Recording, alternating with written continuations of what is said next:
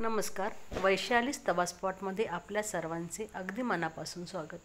आज आपण मऊ लुसलुशीत बॉम्बे कराची हलवा बनवणार आहोत. तर चला रेसिपीकडे वळूया. तर इथे मी साखरेचा पाक बनवण्यासाठी 1 कप साखर घेतलेली आहे आणि त्याच्यामध्ये अर्धा कप पाणी टाकलेलं आहे. आता आपण हा पाक तयार करून बाजूला ठेवूया आणि एका पातेल्यामध्ये 1 वाटी कॉर्नफ्लॉवर आणि त्यामध्ये आपण 3 वाट्या पाणी टाकून हे चांगलं मिक्स करून घेऊया. ह्याच्यामध्ये अजिबात गुठळ्या होऊ देऊ नका आणि हे आपण बाजूला ठेवून देऊ. इथे आपला साखरेचा पाक तयार झालेला आहे. आता आपण ह्यामध्ये कॉर्नफ्लॉवरचे मिश्रण टाकून चांगलं ढवळून घेऊया.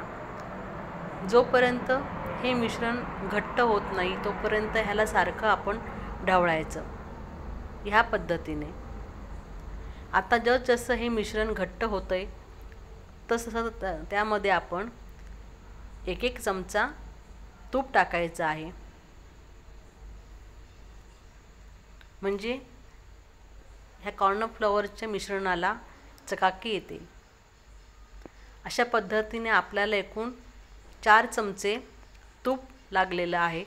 आता ह्यामध्ये आपण अर्धा टेबलस्पून जायफळची पूड टाकू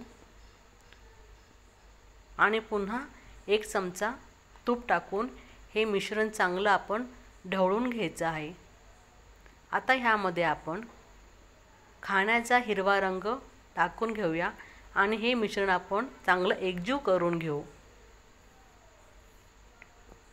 आता इथे आपले कराची हलव्यासाठी परफेक्ट असे मिश्रण तयार झालेले आहे. आता ह्यामध्ये आपण बदाम काजूचे तुकडे टाकून हे मिश्रण आपण चांगले ढवळून घ्यायचे आहे.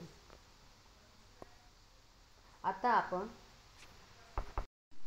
तुपाने मोल्डला ग्रीस करून त्यामध्ये हे सर्व मिश्रण आपण थंड होईपर्यंत फ्रीजमध्ये ठेवायचे आहे. पण त्या अगोदर आपण ह्या मिश्रणावरती काजू बदामाचे बारीक काप टाकून घ्यायचे आहे. इथे आपला हलवा थंड होण्यासाठी ठेवायला तयार आहे. इथे आपलं मिश्रण 20 मिनिटांनी थंड आहे. आता आपण हे एका ताटलीमध्ये उलटे करून घेऊ. पहा, इथे आपला परफेक्ट असा बॉम्बे कराची हलवा तयार झालेला आहे. तुम्ही ही रेसिपी नक्की तयार करून बघा आणि कशी वाटली हे मला कमेंटमध्ये नक्की सांगा.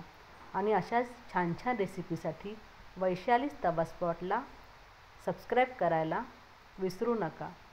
भेटूयात पुन्हा अशाच एखाद्या नवीन रेसिपीसोबत. तोपर्यंत धन्यवाद.